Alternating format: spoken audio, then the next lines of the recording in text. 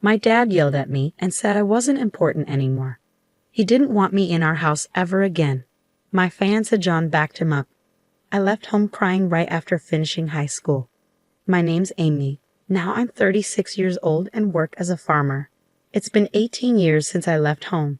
I've spent more time living my own life than I did with my family, and that makes me feel emotional. We used to live in a city. My dad worked in an office and my mom stayed at home. We were a family of 4, including my older brother. My parents always favored my brother because he was the firstborn. He got better food and fancier presents. He'd brag about it and make me feel small. Sometimes I felt really lonely and wished for attention, but my parents never changed, so I stopped trying. The big change in my life happened during the summer of my second year in high school. My brother was busy studying for a tough college entrance exam, hoping to get into a really good university. His practice test scores were bad, so he was always stressed out and took it out on me whenever he could. My parents treated him like he was fragile, being super careful with him, while I got stuck with all the household chores that left me no time to study. Even though I was doing better in school than my brother, they wanted to bring my grades down to make him feel better. It didn't make any sense. Around that time, one of my teachers told me about a program where students could go experience life on a farm for a few days. We'd stay with a family who owned a farm, help with harvesting vegetables, cook together, and just live like country folks for a bit. Despite my family troubles, I decided to join the program. But my dad said, farming is only for people who can't get better jobs, and my mom laughed at me saying, "Are you crazy? You want to do manual labor and get all dirty?" But I didn't listen to them and used my own money to sign up. It was the first time I stood up to my parents, and it turned out to be a great decision. For me, who really wanted love from my family, it was an amazing experience. Working outside in the fresh air of the countryside felt so good, and I finally felt the warmth of a real family. The oldest son in that family, John, was just a year older than me, the same age as my brother. But John was nothing like my brother. He was kind but strong, got along well with his parents, and treated me nicely too. John's parents were really gentle, and even though I was only there for 3 days, I cried a lot when it was time to leave. John's mom cried too, and she said, "You can come back anytime." I promised I would.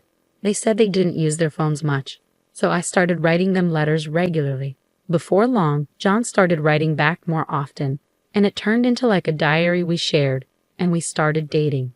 It was a pure long-distance relationship without even a single kiss. After my brother didn't get into his first choice university and ended up in a lower-ranked college, it was my turn to apply for college. But my parents wanted me to get a job instead of going to college. They said it was because girls didn't need education, but really, I think they didn't want me to go to a better college than my brother. Since my time on the farm, I dreamed of being a farmer. I could have become one without going to college, but John was in college, so I decided to go too and study a new kind of farming. Even though my parents and brother tried to stop me, I worked hard every day towards my goal. But when I passed the entrance exam for university, my dad got really angry and said, "Are you a girl trying to go to a better college than your brother?" My mom said, "We don't have money to spend on you. Your brother needs it, so you should work and bring money home." My parents' hurtful words left me feeling alone and sad, and after a big fight, I decided to cut ties with him completely. John came to get me from home, and his parents, who were now my in-laws, helped pay for my college. I ended up going to college, and 4 years later, I married John. I didn't speak to my parents or brother during college, but when my in-laws said, we should at least tell them about the wedding, we went to my childhood home for the first time in 4 years. It was summer, after graduation, and a busy time for planting, so we couldn't visit earlier. We all had tanned faces from working outside, but my parents and brother made fun of us. My mom asked, "How old are you now? You must be poor to work outside and get so dark." I felt so embarrassed. "Please stop, Mom," I said quietly, but she didn't listen. My brother smirked and said, "Smart people like me make money with our brains. If you're stuck doing manual labor, it means you're not very smart." I felt sick, and my in-laws' smiles disappeared. My husband spoke up, saying, "We're proud to be farmers, and we work hard." My dad laughed in a mean way and told me, "From now on, you're a stranger to us. You're marrying a farmer who works hard for a living. We're going to pretend you don't exist. Don't come to us for money. We don't want to see you anymore." At 18, I already felt like I didn't belong, so his words didn't surprise me. But it still hurt, especially with my in-laws and John looking at me with sympathy. I cried quietly on the way home, deciding to forget about my family. Time passed quickly, and 18 years went by. The hurt started to fade. I had 2 kids and a busy but happy life. I almost forgot about my parents and brother until a cousin told me my brother was getting married. We were close, and we kept in touch even after I got married. I once sent them rice from our farm, and they liked it, so we stayed in touch and talked on the phone once a month. My cousin mentioned we could catch up at the wedding, my cousin said. But I hadn't heard anything about the wedding from my parents or brother. Well, since we're not talking, I wouldn't know. I heard they're building a new house. I wonder if it's done. It seemed both my parents and brother planned to move after the wedding. My cousin knew about the problems between my parents and me, but they probably assumed I'd still show up at important family events. After the call with my cousin, I impulsively called my mom's cell phone. But all I got was a message saying, "This number is no longer in use." I tried calling my father next, but got the same automated message again. Did they change their numbers? I didn't have my brother's number, so I couldn't call him. With shaky hands, I dialed the landline for our family home, and someone picked up. "Hello." It was my brother. "It's Amy. I heard you're getting married and moving." I started to congratulate him, but he interrupted me. "You don't need to do anything. You, a farmer, a stranger to me, don't call me," he yelled before hanging up. I tried calling him back, but I was already blocked. It was so harsh. No matter how much he disliked me, we were still family. It hurt to be rejected like that. Seeing how upset I was, my husband asked gently, "What's wrong? What happened?" I couldn't hold back my tears as I told him about the conversation. Both my husband and my in-laws were furious, as if it had happened to them. "Your home is here, Amy, your family to us." My mother-in-law comforted me. Her words brought tears to my eyes. I wish she was my real mom. She cared about me more than my own mother did. My father-in-law also reassured me, saying, "You're happy now. That's what matters. Don't let it hurt you. The one who stays positive wins." My husband added, "Let's learn from their mistakes and make sure we're different." Even our kids, unaware of the situation, hugged me tightly. "Thank you, everyone," I said, feeling the warmth in my heart.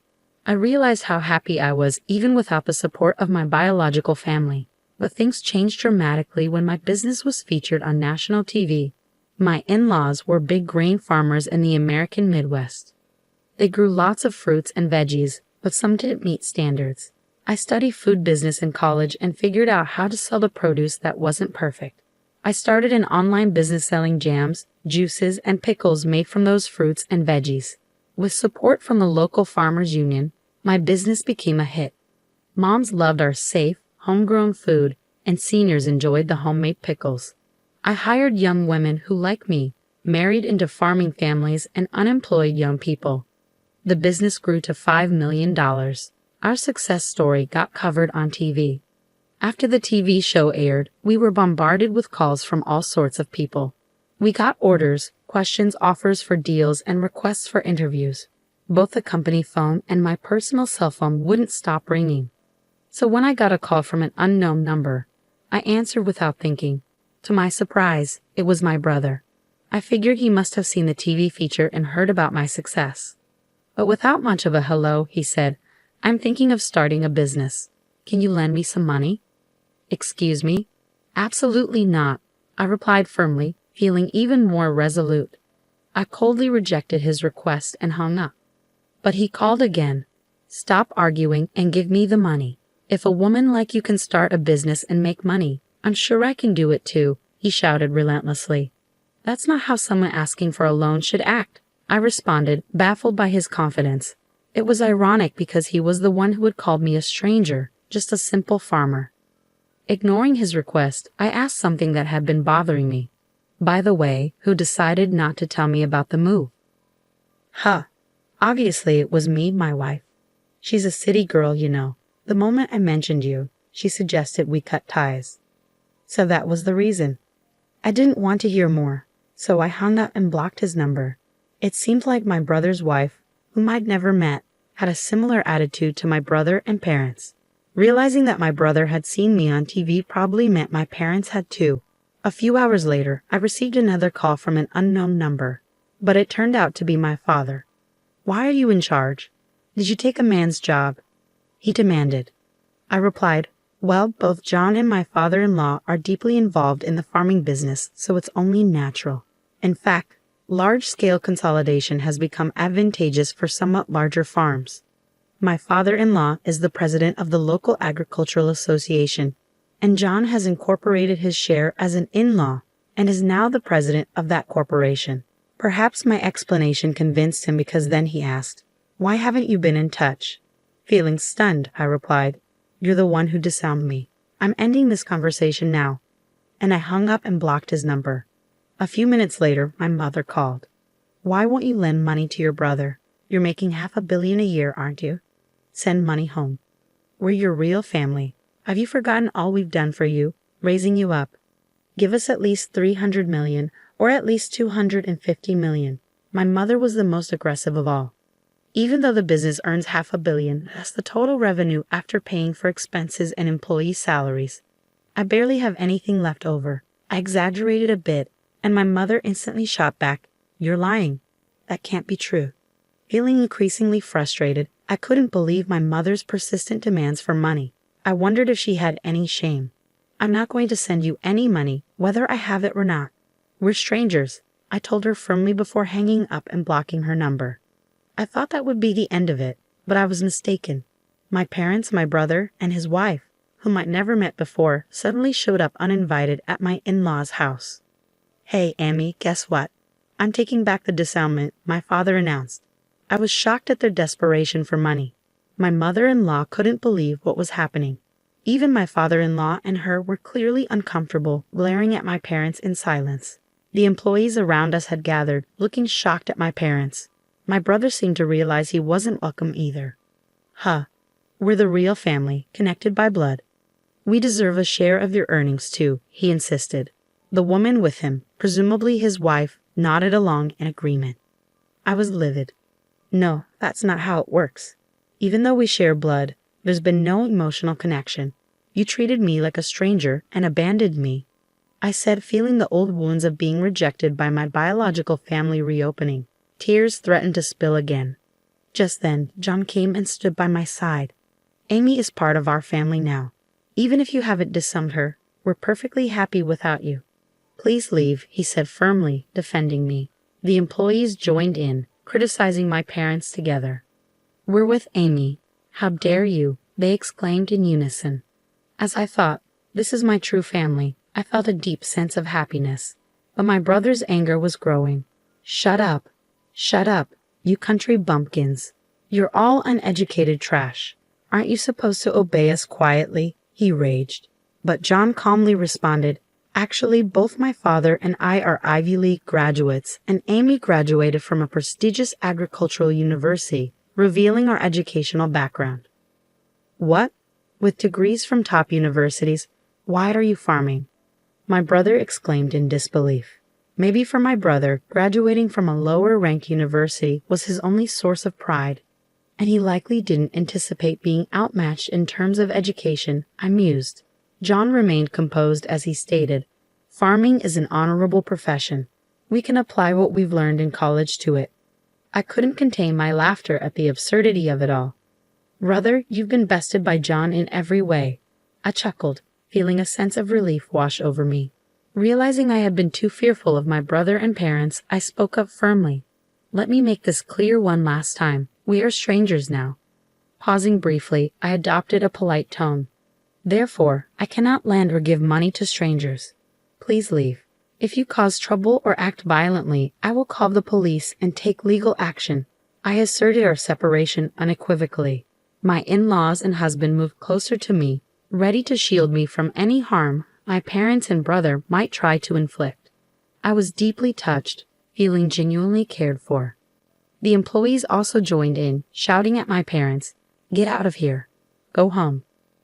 My parents, brother, and sister-in-law left with resentment in their eyes, unable to argue further and only able to retreat. Later ever for my cousin that my brother and parents tried to get rich quickly by starting a business with borrowed money instead of asking me. But their arrogance led to a major failure. Now they're on the brink of bankruptcy, but I've cut ties with them, and I have no intention of getting involved anymore. As for me, my work is thriving, and I'm surrounded by my true family, supportive in-laws, a loving husband, and wonderful children. I'll cherish each day, enjoying the happiness of life.